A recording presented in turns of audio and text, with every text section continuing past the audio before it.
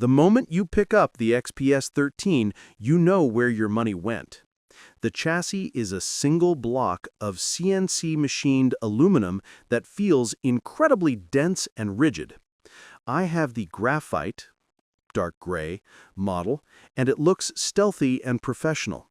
There is zero flex in the body or the display.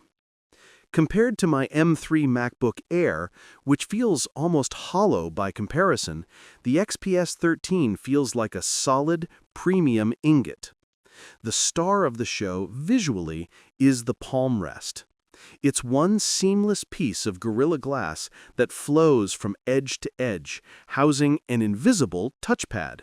It's a jaw-dropping look that no other Windows laptop is even attempting right now.